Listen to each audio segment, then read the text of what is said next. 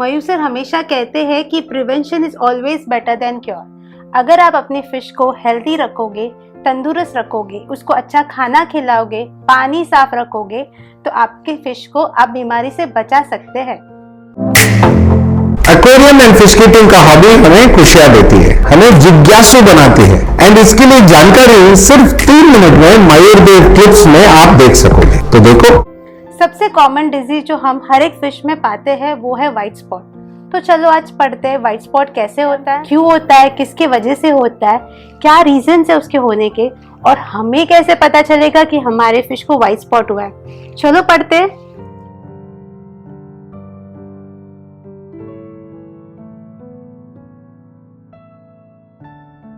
White spot और ईक ये दोनों एक ही है।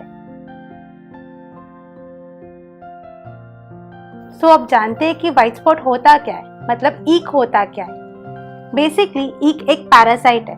ये आपके सोर्स वाटर में ही मिलते हैं, सिर्फ इनएक्टिव होते हैं। अब हम जानेंगे कि ईक होने के कारण क्या है। ये आपके हर फिश को अफेक्ट करेंगे। आपके हर फिश को ईक हो सकता है। अगर आपके फिश की इम्यूनिटी वीक होगी तो उसे अफेक्ट करेंगे। जैसे मैंने कहा था कि ये आपके सोर्स वाटर में ही रहते हैं। अगर आपकी फिश की इम्यूनिटी वीक, तब ये उन्हें जाके अटैक करेंगे, तो आपके फिश को ईक होने के चांसेस बढ़ जाते हैं। दूसरा, ये आपके पानी का टेम्परेचर। अगर आपका पानी का टेम्परेचर हमेशा फ्लक्चुएट होगा तो आपकी फिश को ईक होने के चांसेस बढ़ जाते हैं। आपके पानी का पीएच, अगर आपके पानी का पीएच भी हमेशा फ्लक्चुएट रहेगा तो भी आपका फिश स्ट्रेस में जाएगा। अगेन फिश स्ट्रेस में जाएगा तो उसे ईक होने के वहाँ पे चांसेस बढ़ जाएंगे। जैसे कि अगर आपने नया फिश लाया और उसे बिना एक्लिमेटाइज किए आपके एग्जिस्टिंग टैंक में डाल दिया, तो इसकी वजह से क्या हो सकता है कि आपके फिश जो एग्जिस्टिंग फिशेस है उन्हें भी इशू हो सकता है। क्या पता आपने जहाँ से लाया हो वहां से ही उसे ईक हुआ हो। उसकी वजह से क्या होगा, जो आपके एग्जिस्टिंग फिशेस है उन्हें भी ईक हो सकता है, क्योंकि हमने उसे क्वारंटाइन नहीं किया, टेम्परेचर चेक नहीं किया, उसको कुछ इशू है कि नहीं वो सब देखा ही नहीं। जैसे अगर आपने पानी एक्लिमेटाइज नहीं किया, नया फिश लाया और बिना उसे एक्लिमेटाइज करके आपने डायरेक्टली डाल दिया, अब बाहर के टेम्परेचर अलग, आपके घर में टेम्परेचर अलग, तो इससे आपके फिश को स्ट्रेस होने का चांसेस बढ़ जाता है। स्ट्रेस में गया तो ऑब्वियस है कि उसको ईक हो भी सकता है। अब हम सीखेंगे कि हमें कैसा पता चलेगा कि हमारे फिश को ईक हुआ है। अगर फिश को व्हाइट स्पॉट हुआ है तो फिश के बॉडी पे व्हाइट स्पॉट नजर आएगा। ये पहला ऑब्जर्वेशन है जिसे आपको पता चलेगा कि आपके फिश को ईक या व्हाइट स्पॉट हुआ है। अब चलो देखते हैं बाकी के सिम्टम्स क्या है।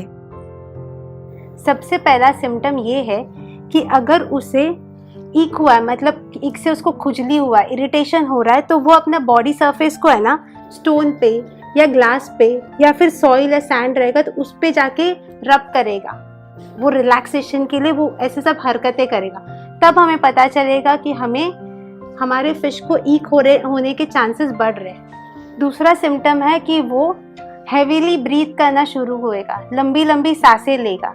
मतलब ऑक्सीजन लेने के लिए वो टैंक के पानी के सरफेस पे आएगा या फिर जहाँ पे आपका फिल्टर है उस कॉर्नर में जाके बैठ जाएगा ताकि उसको बहुत सारा ऑक्सीजन मिले और वो रिलैक्स हो जाए। तीसरा, वो आइसोलेट करेगा, मतलब एक छोटे से या फिर एक कॉर्नर में चुपचाप जाके बैठेगा इस तरह से, क्योंकि उसकी इम्यूनिटी वीक है तो ऑब्वियस है कि जो फिश अच्छी तंदुरुस्त है वो जाके उन्हें अटैक कर सकते हैं। तो उससे बचने के लिए वो खुद को अलग करेगा सब फिश से, एक चुपचाप एक कॉर्नर में जाके बैठ जाएगा।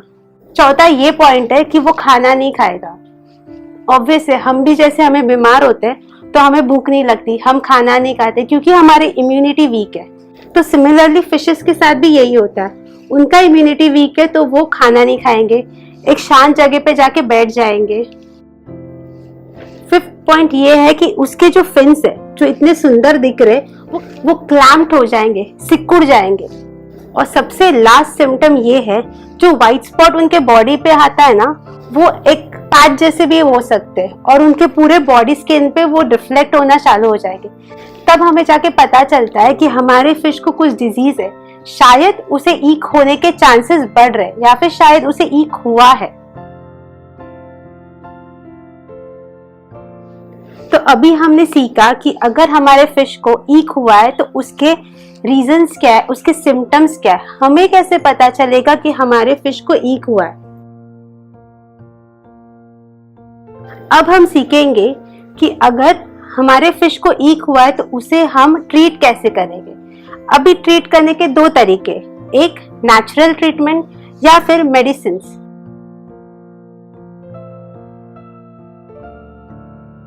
सबसे पहला, अगर आपको पता है कि आपके फिश को कुछ हुआ है तो सबसे पहली चीज है उसे आप सेपरेट करना, क्वारंटाइन करना, एक हॉस्पिटल टैंक क्रिएट करना।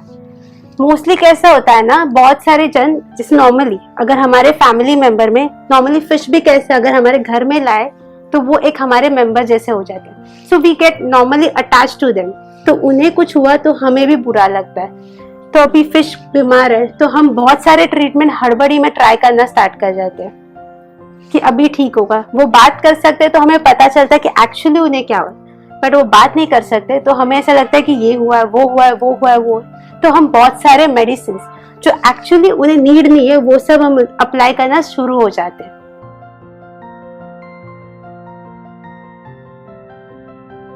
और जैसे मैंने बोला कि अगर आपके फिश को कुछ इश्यू हुआ है तो उसे एग्जिस्टिंग फिशेस के दूर करके क्वारंटाइन टैंक क्रिएट कीजिए, एक हॉस्पिटल टैंक बनाइए, फिर उस फिश को उसमें रखें।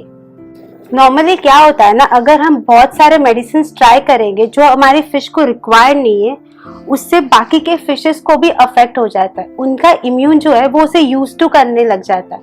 तो इससे क्या होगा ना, अगर उन्हें जो इशू नहीं है तो भी हम उसे मेडिसिन देंगे तो ऑब्वियस है कि उनके इम्यून को हम लोग खराब करें, तो बाकी के फिश भी अनहेल्दी होना स्टार्ट हो सकते हैं। तो ये हमें ध्यान देना है, इसलिए हम एक अलग से टैंक बना के क्वारंटाइन करके फिर हमारे फिश को ट्रीट करेंगे। सो फिश को ट्रीट अब कैसे करते हैं। फर्स्ट हमने एक टैंक बनाया, हॉस्पिटल टैंक, उसमें हम टेम्परेचर इंक्रीज करेंगे 28 पे, फिर हम उसे मेडिसिन देंगे।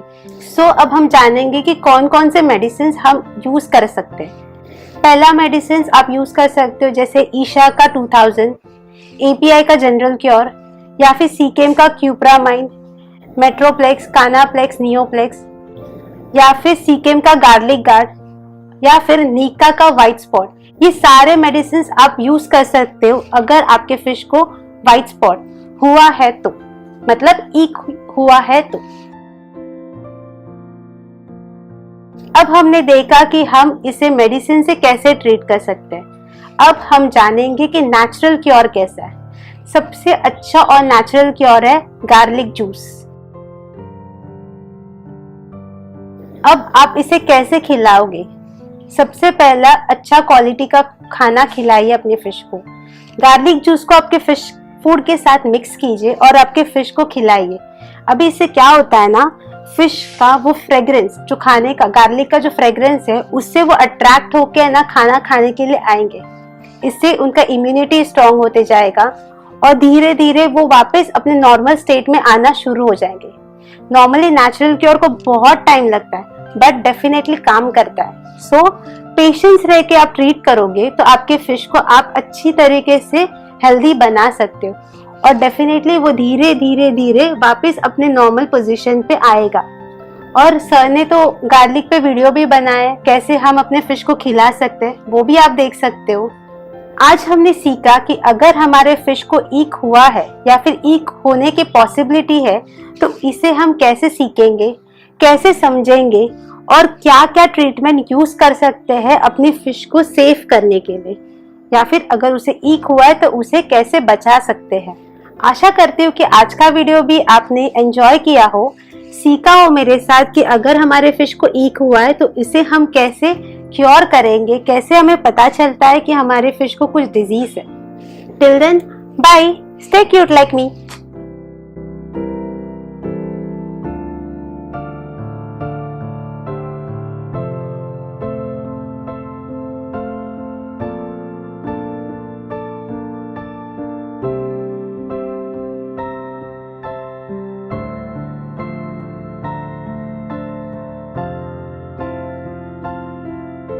आई बिलीव ये जानकारी आपके लिए फायदेमंद था। ऐसे बहुत सारे छोटे छोटे वीडियोस है हमारे इस चैनल में, जो देखो, जानकारी लो, जिज्ञासा अपना पूरी करो end of course aquarium and fish keeping hobby का पूरा मजा लो। थैंक यू, नमस्ते, खुदाफिज, शबा खैर एंड सत श्री अकाल, बाय बाय।